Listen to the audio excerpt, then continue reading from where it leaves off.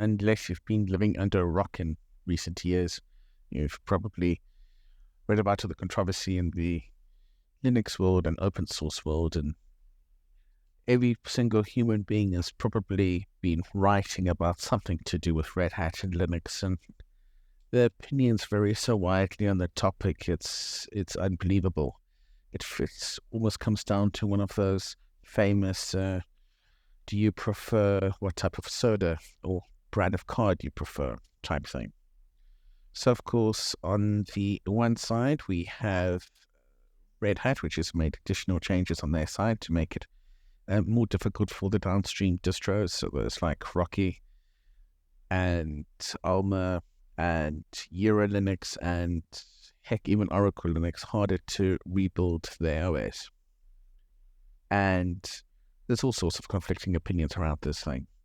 And in the beginning, of course, I thought, now, I've got to be honest with you, I've used Linux for many years. I've supported Linux for many years. I've supported it in corporates, small setups, and I've supported and used professionally Red Hat many years, Debian as well, Ubuntu, and my soft spot has always been Red Hat. I've just had a soft spot for it ever since the days of the old Red Hat Linux before it became RHEL or Red Hat Enterprise Linux. So when this news first broke, I was very much, hey, you know what? I think Red Hat's right. I think they really, at the end of the day, it's their product and they can do what they want with it. But of course, bearing in mind that a lot of stuff that is provided does come from other communities, other people. But of course, that's what happens when you release it under the license. And then, of course, I thought about it more and realized, well, Red Hat does, contribute a lot to the industry. I mean, a lot of the software and enhancements that we've had, whether you love them or whether you hate them, System D is one of them, of course. GNOME or GNOME, amongst Pipewire and Pulse Audio and all those things, a lot of them come from Red Hat. We probably wouldn't have a lot of the software that we have in many Linux distros if it wasn't for them. So with all this in mind, I was, pro Red Hat, blah, and I thought everyone else was wrong. Then I thought about it and been trying a couple of things, and then I realized perhaps just because you're the biggest contributor to something doesn't necessarily always mean you're the right.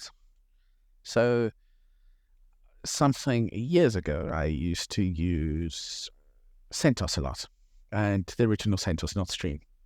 And like a lot of people, Centos was useful because it didn't include all that licensing shenanigans.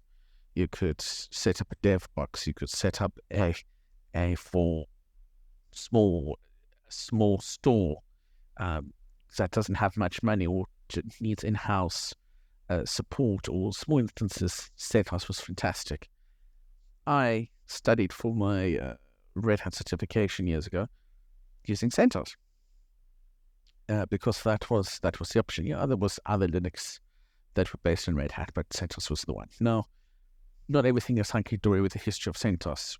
If you go back into Centos' time, long ago, there was a time where one of the individual's parts responsible for it disappeared and then came back and gave the rights back to the distro. There was times when they were really lagging behind, and there was times where, they were struggling, at least more towards the end. It's a known thing if you read up about it. And of course, Red Hat came and Red Hat saved Centos and worked really closely with Centos. And then for many years, well, Red Hat owned Centos. It was great. You got your RHEL and you got your Centos on time and life was good. Then, of course, when Centos got pulled and turned into Stream, and because of that, we've got Rocky and Alma. And in more recent years, I haven't really worried about these so much. And if I've needed to spin up something, I would just use whatever, Alma or Rocky. But in the last recent times, I thought, let me go through these things again. So I recently I thought, well, you know what, Red Hat does give you 16 licenses if you're using the developer program. And you sign up on their site, you associate your license with your machine that you're using, and that's great. 16, you can't really complain about 16 free licenses. But I did it, and I used it on a few machines. And the process to register on the site takes a while. But the entire process to associate your RHEL installation with the website, and then to still further go on the website to associate it that it's under the right profile, server, workstation, and it's assigned with the right product. And then not to mention you have to then refresh this every year. Like, I know it sounds ridiculous for a paid product, but really it was an absolute freaking pain. And, doing this one by one, yes, there's tools to automate, but just the whole idea of it, I'm not going to completely and utterly, I just thought was over the top. If there was a nice, easy way, give me one command I can run that includes all the details, let me download something from the site and run it, let me do a small script, hell, anything, but just to cut down on the absolute pain it is to get the thing registered, and not to mention in a year's time I have to redo the whole registration thing again. Yes, you could say I'm complaining about something that's free. I am. They don't have to allow 16 free, so maybe I'm just being a bit ridiculous, but I understand where people are coming from. If I'm setting up a testing environment or something, I'm not going to do that. I have better things to do with my life. And then more recently, I thought, you know what? Gosh, use Stream. Why the heck not? Why don't we try Stream? So, of course, goes through the whole thing where, the open source community projects, and it goes to Fedora, and then it goes to Centos Stream, and then Red Hat comes out there in the end. Sounds great. And I thought, hey, maybe people are just being ridiculous that CentOS Stream, for example, 9 is, it's RHEL 9 somewhere, whether it's 9.1, 9.2, 9.3, 9.4, whatever. Now, apart from the fact that RHEL will be supported for 10 years and CentOS Stream will only be supported for 5 years, different discussion. But I installed CentOS Stream 9. I got it working. No needing to fumble with licenses or anything like that. And it worked. Until I came across that piece of software. That one piece of software that needed to know whether it was running on Enterprise 9, 9.1, 9.2. And somehow what I did, I completely and utterly broke it. Because this piece of software was not happy with Stream. Yes, Stream is 9, but, some of the packages are not exactly the same. And it will never be the same because that's how CentOS Stream was designed. So, if you got software that isn't as dependent on the version of CentOS Stream, I think it's a great option. However, in my case,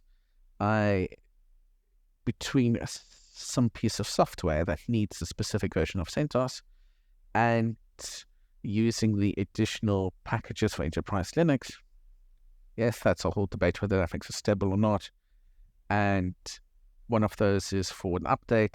I managed to host my entire CentOS Stream in a record time. Really, really wasn't great about that one.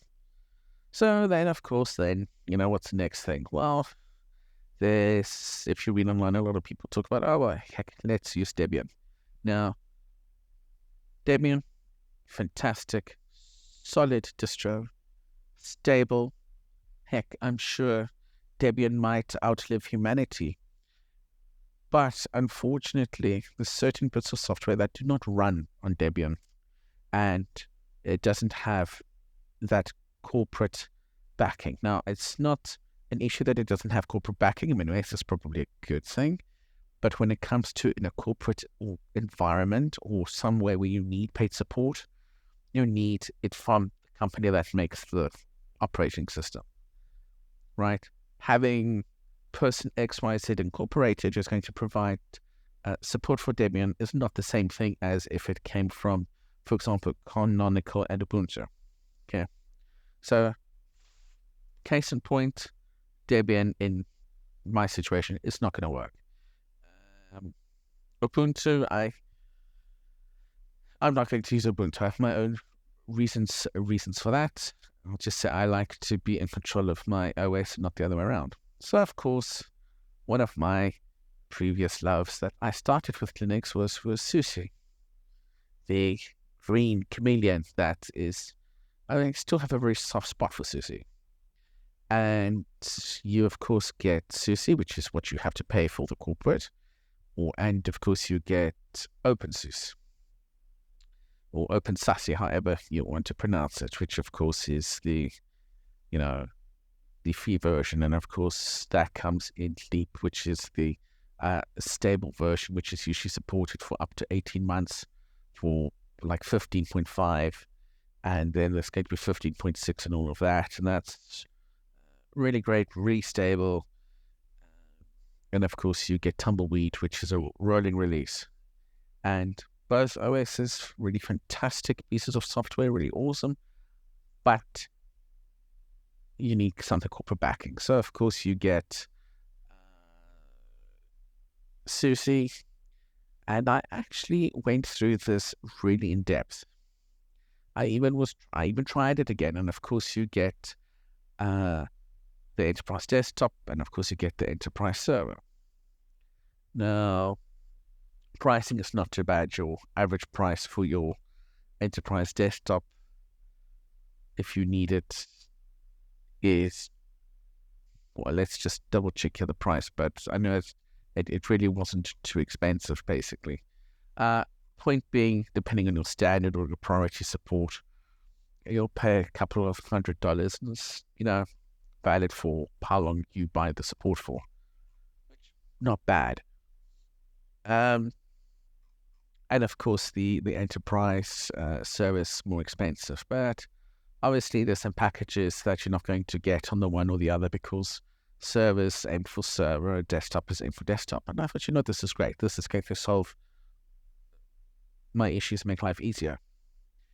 Until you read online that Sushi is busy developing ARP, which is basically their future Linux, which seems to be, it's going to be immutable. Now, I have no issue with immutable Linux distros. That's awesome. That's great. But my thing is, if I'm going to invest in something right now, do I really want to now go and spend money or go and relearn Sushi, because it's been many years, and then in a few years' time they come around and they change it? Now, and reading on the forums, like, I really, some of the comments I've seen from people that actually work for the organization is just left a sour taste in my mouth, for lack of a better word, of how some of them speak to the community. I'm sorry, but turning around and saying, oh, hey, something will happen one day when it comes to OpenSUSE and Sushi knows best and all of that. Like, I get it, it's business and stuff, but maybe when you talk to your community, have a little bit more respect. So that completely and utterly, between not knowing what the heck they're going to do in future with this ARP and a little bit how they interact with the community, I was like, I can't be bothered. Which really upsets me, because if that wasn't the case, I would immediately have moved completely over to Sushi. So, what else? Well, in short term, what did I do? Not host Centos, not using Sushi, used to use Ubuntu, and a free Red Hat at the moment is an absolute pain to use. At the moment, I'm using Rocky. Yes, good old Rocky Linux, which of course is the downstream of Red Hat. And apparently, looking at everything recently, Rocky did release information on how they can continue to build their distro even after the change on Red Hat side. So you could argue that Rockies and Almas and the rest of the distros. Future is unknown based on Red Hat. True. Um, but there's also some license implications as well on Red Hat side. So if they really make it even more difficult, I think, to make something like Rocky to be built, I think it's going to cause really issues because their workaround seems to be legit from what I've read online. But again, who knows? So right now, for me, yeah, use Rocky. Why Rocky or Alma? For me, not really much of a difference between the two. Seen Alma used at a couple of, I think it gets used at Surge, and I see Rocky, some of Rocky's being used at NASA, and I just picked Rocky. It was the time of the day and I picked it. And you know what? Rocky, I know what I'm using. My software works. I don't have to worry about licensing. I don't have to pull my hair out trying to get a machine registered with a license and then still have to do more work with it. I hope that moving forward that at least Rocky and Alma will thrive. And yeah, I do see the use for them and why it's still beneficial to have them.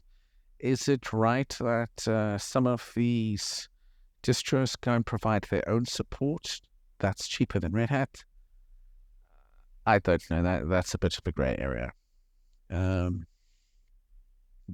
that is a bit of a grey area. Although you could also argue that you can get a competing Linux distro and they'll also provide you support for Red Hat if you really want. So is it really all that different? I don't know. But yeah, in short, I really hope Red Hat doesn't make any more changes, and I wish Rocky and Alma and the others all the best and hope they go from strength to strength. So yeah, in short, supported Red Hat, thought they were right, and came to the realization that I don't think it's the right thing that they've done. I understand why they've done it, but I don't think it's necessarily right. And yeah, as well. Thanks for watching.